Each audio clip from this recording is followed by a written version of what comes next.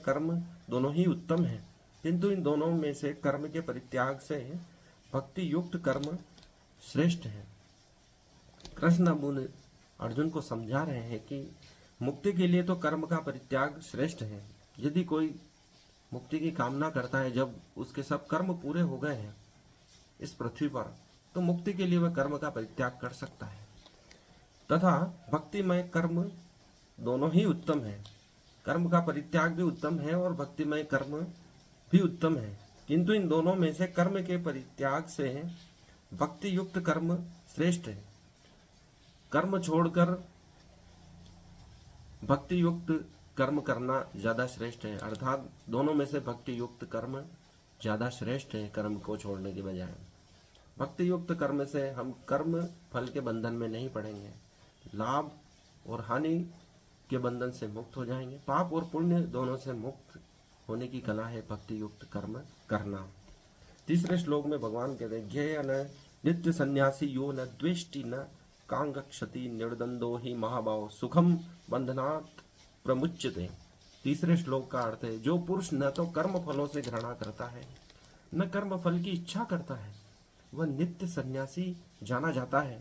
हे महाबाहु अर्जुन, ऐसा मनुष्य समस्त द्वंद्वों से रहित होकर भव बंधन को पार कर पूर्णतया मुक्त हो जाता है।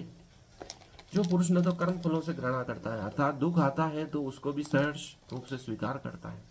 युधिष्ठिर को वनवास मिला तो युधिष्ठिर ने सहर्ष रूप से स्वीकार किया, पांडव स्वीकार नहीं कर पा रहे थे, तो युधिष्ठिर ने कहा कि भाई जो नियति है उसको स्वीकार करना ही पड़ेगा। जो कर्म किया है उसका दंड भी स्वीकार उसी सहज भाव से करना चाहिए, जैसे सुखों को हम स्वीकार करते हैं। और न कर्म फल की इच्छा करता है कि हमने शुभ कर्म किए तो उसका फल भी शुभ हो, उसकी भी इच्छा नहीं करता है। ऐसा व्यक्ति नित्य सन्यासी कहा जाता है।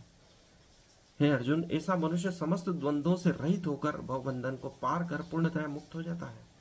वह सभी द्वंद्वों से मुक्त हो जाता है, न तो उसे सुख की कामना है न दुख की, न कर्म फल कैसा मिलेगा उसके बारे में चिंता करता है, तो वह व्यक्ति मुक्त हो जाता है। जब उसे किसी से कोई मतलब नहीं है तो वह मुक्त अवस्था में ही रहता है। जैसे कृष्ण पूरे जीवन काल में मुक्त अवस्था में ही रहे, न तो गोपियों से ज्यादा मोह रखा, उसको भी उसी क्षण त्याग दिया जब उन्हें मथुरा जाना पड़ा, और मथुरा को भी उसी क्षण त्याग दिया जब जरासंध बार बार युद्ध कर रहा था, और द्वारिका में प्रवेश किया और द्वारिका को भी जलमग्न कर दिया जब उसका कार्य पूर्ण हो गया।